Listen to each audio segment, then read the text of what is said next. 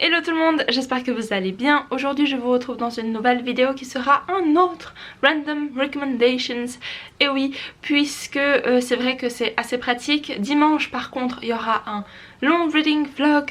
Donc là c'est juste pour avoir un peu de contenu ce mercredi, pour reparler de livres dont je n'ai pas vraiment parlé ces derniers temps, ou alors je les ai présentés il y a un petit moment, et au final vous donner des recommandations au hasard comme le titre l'indique. Sauf erreur, c'est le 4e random recommendation que je fais. Si vous ne connaissez pas le concept, il est très simple. J'ai mis tous les titres des livres que j'ai lus plus ou moins récemment, en tout cas tous ces livres qui sont sur ma bibliothèque plus quelques-uns d'une autre bibliothèque, je les ai compilés à l'intérieur de ce petit bocal. Je vais tirer 3 petits billets au sort et je vous ferai une recommandation. Et si par hasard ce n'était pas une bonne lecture, ce n'est pas grave, ça nous donnera de quoi discuter. Donc je vais tirer le premier papier. Le problème c'est qu'à chaque fois j'en fais tomber la moitié. C'est pas grave, je les ramasserai après. Vous savez quoi? Vu que j'en ai 3 dans les mains, je sais pas si on voit le troisième, oui, je vais prendre ces 3 là. Au moins ils seront déjà tirés au sort. J'ai les 3 billets, je vais les poser juste ici. En attendant, je prends le premier. Et il s'agit de... Ooh, See What I Have Done. Ok, c'était une très bonne découverte en 2018, sauf erreur, puisque je l'ai lu pour un de mes cours à Dublin. C'était un cours intitulé American Horror Stories, donc voilà, c'était l'histoire américaine avec des petits twists horreur, et See What I Have Done, c'était une superbe découverte. Ok, donc voici See What I Have Done par Sarah Schmid, et c'est en fait une histoire inspirée, on va dire, d'une histoire vraie, celle de Lizzie Borden. Lizzie Borden était en fait une jeune femme accusée d'avoir tué son père à la hache, et en fait elle a été, comment dire, acquittée parce qu'à l'époque il disait qu'une femme n'était pas capable de faire ce genre de meurtre violent. Et en fait ce qui est assez intéressant, c'est que on est dans la tête de Lizzie, mais aussi dans la tête de sa sœur je crois, et d'un troisième personnage qui vient un peu remettre en question les théories ou plutôt la mise en cause de Lizzie. Et très intéressant, hyper répugnant. Ça c'est vraiment ce qui m'aura le plus marqué, dans le sens où il y a des descriptions de nourriture mais vraiment dégueulasses. Si vous avez lu cette histoire ou si vous allez la lire, il y a toujours une soupe au mouton qui revient, et oh mon dieu, rien que d'y penser ça me... non, oublions. Mais oui, il y a plein de descriptions assez répugnantes comme ça, mais ça donne vraiment un aspect ou une atmosphère assez anxiogène. Non, oui et non, parce qu'en fait ils sont enfermés justement dans cette petite maison. C'est une famille qui ne s'entend pas très bien, et puis ils sont constamment voilà, les uns sur les autres, ce qui n'améliore pas forcément leur rapport. Et c'était vraiment très intéressant, très prenant. Franchement je vous le recommande. Il est sous le titre Les Sœurs de River Falls, je crois en français, je vous mettrai la couverture au cas où. Mais vraiment très chouette, très bien écrit, très palpitant. L'auteur a passé une nuit ou plusieurs nuits dans la maison de Lizzie Borden. Et si jamais ça vous intéresse vraiment, allez voir cette histoire parce qu'elle est plus ou moins courte. Je l'ai lu en 24 heures je crois.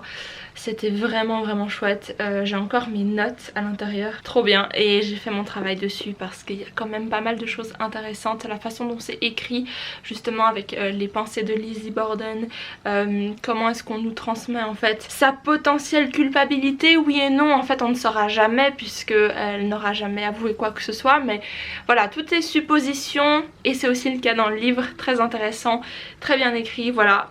Je recommande les yeux fermés si vous avez envie d'un truc qui se lit vite, qui est basé sur une histoire vraie. Après vous pouvez aller vous renseigner un peu sur Lizzie Borden. Et je le précise, je sais plus si je l'ai dit, mais cette histoire, la vraie histoire, se déroule au 19e siècle. Je crois que c'était aux alentours de 1890 et des poussières.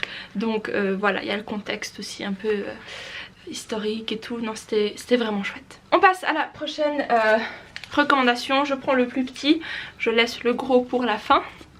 Et il s'agit, oh mais oh là là, non mais j'y crois pas, In Cold Blood.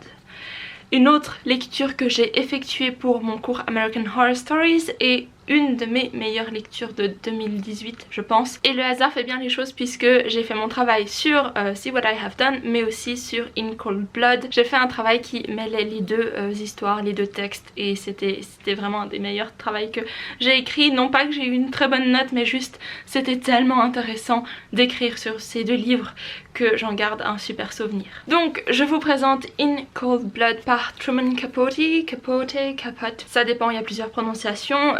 En français c'est De sang-froid et d'ailleurs à la librairie où je travaille j'ai mis un coup de cœur sur De sang-froid récemment parce qu'il faut que les gens lisent ce livre parce que c'est hyper déstabilisant mais en même temps c'est si intéressant. In Cold Blood, encore une fois, c'est basé sur une histoire vraie, un massacre d'une famille en 1950 et des poussières. On a au tout début de cette histoire la présentation d'une famille assez banale, le père, la mère, la fille, le fils, je sais plus s'ils étaient 4 ou 5 et en fait ils se font massacrer. On apprend à les connaître juste pour les perdre quelques pages plus tard et ensuite pour le reste du roman on va être dans la tête des deux assassins. C'est pour ça que je disais que c'est très déstabilisant parce qu'on est dans la tête des tueurs, on a un aperçu de ce qu'était leur enfance et en fait il y a toute une controverse autour de ce livre puisque Truman Capote il a passé de nombreuses heures à interroger les suspects et il était parfois, certains diront, un peu trop proche des tueur. Et du coup on sait pas trop en lisant ce livre si on est censé sympathiser avec les meurtriers ou si en fait on est juste dans leur tête mais de façon neutre. Donc c'est très intéressant de lire ce livre, il était super à analyser, franchement c'est un classique et c'était un des premiers romans de true crime donc franchement il faut que vous lisiez ça si vous aimez le true crime et les affaires criminelles parce que c'est juste tellement passionnant, captivant, c'est si bien écrit, en même temps on n'a pas envie d'être avec ces personnages atroces et c'est juste vraiment trop bien. Moi quand j'ai commencé cette histoire je ne savais rien du tout sur l'affaire, comment elle s'appelait la famille, oh je ne sais plus, c'est pas très important mais voilà je ne savais rien du tout. J'ai plongé dans ce livre en pensant que c'était de la fiction et quelle fut ma surprise lorsque j'ai découvert que c'était en fait une histoire vraie. Donc à vous de choisir, est-ce que vous voulez d'abord vous renseigner sur l'affaire pour ensuite lire le livre ou alors faire comme moi et le commencer sans rien savoir, n'avoir aucune photo de référence ou quoi que ce soit et profiter de l'expérience et ensuite aller faire vos recherches. J'ai vraiment beaucoup aimé ce livre et d'ailleurs j'aimerais peut-être un jour le relire.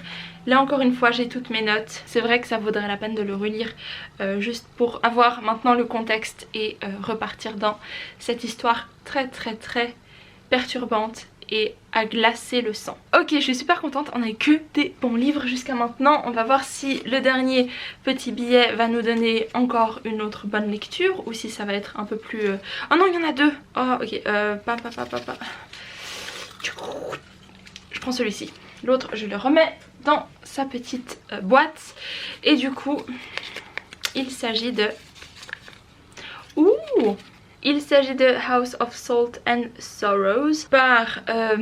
bon, je ne me rappelle plus le nom de l'auteur, je vous mettrai la couverture juste ici puisque c'est un livre que je n'ai pas. Je l'ai écouté en livre audio. C'est du young adulte je dirais, mais c'est du roman gothique contemporain. C'était plutôt pas mal. On suit une famille, en fait c'est une réécriture du conte des 12 danseuses. Je mettrai le titre au cas où mais voilà, c'est une réécriture de conte avec un twist gothique. On suit une famille, il y a 12 sœurs. Récemment, 4 d'entre elles sont décédées dans des circonstances un petit peu bizarres. Il y a une histoire de malédiction, un manoir sur une crête au bord d'une falaise. C'était vraiment bien réussi au niveau de l'ambiance. Il y a même quelques moments qui font un petit peu peur, c'est assez angoissant. Mais voilà, moi je trouve qu'il manquait un petit peu de développement au niveau des personnages et surtout au niveau de l'histoire. Il y avait 2-3 twists intéressants mais je trouve que en soi la fin elle était pas très compréhensible. Et pour vous dire, je ne me rappelle même plus vraiment comment ça se termine. Je sais que j'avais adoré le début et la fin, voilà, petite déception. Mais néanmoins, si vous avez envie de commencer avec un peu de gothique et que ce soit en fait du young adulte et donc que ça se lise très vite et voilà, avec pas mal de rebondissements et de personnages plus ou moins attachants, je vous recommande vraiment de jeter un œil à ce livre. Voilà, moi c'était pas une si bonne lecture que ça, c'était ok. Ça passait bien le temps quand j'utilisais les transports en commun, parce que voilà, je l'écoutais en livre audio le matin quand je prenais le train et c'était pas mal ma foi, mais ça n'a pas non plus laissé une trace extraordinaire dans ma mémoire. Pour vous dire, j'ai pas grand chose à ajouter autre que c'était chouette. De toute façon, je vais m'arrêter là, c'était une vidéo assez longue, je crois que je me suis un peu éternisée sur les 2 premiers livres, mais c'est vraiment des lectures que j'ai adorées et que je vous recommande. La dernière un peu moins, mais à vous de voir. Et vraiment, je suis ravie d'avoir pu reparler de ces 2 livres parce que... Voilà, je vais pas le répéter, c'était juste extraordinaire. Si vous avez déjà lu soit De sang-froid ou alors See What I Have Done, je ne me rappelle plus le titre en français mais vous savez hein, n'hésitez pas à me le dire en commentaire, à venir discuter soit ouais, directement dans les commentaires mais attention au spoil, ou alors venir discuter avec moi sur Instagram, surtout de sang-froid parce que cette lecture m'a tellement marquée. Je l'ai commencé vraiment pensant que c'était juste une histoire un peu d'horreur et tout, et oui c'était de l'horreur mais de l'horreur réelle et c'est encore plus effrayant. Bref, je l'ai fini en 2 jours je crois aussi, c'était super bien écrit et très captivant. Bref, je m'arrête là, je vous conseille donc d'aller me suivre sur Instagram comme je l'ai dit pour discuter un peu plus avec moi ou alors suivre mes lectures. N'oubliez pas de vous abonner à la chaîne pour plus de vidéos, plus de contenu, et attention, il y a une vidéo dimanche qui sera un reading vlog avec 2-3 lectures en cours, donc j'espère que ça va vous intéresser. Restez du coup connectés et sur ce je vous fais plein de bisous et je vous dis à très bientôt dans une nouvelle vidéo. Bye!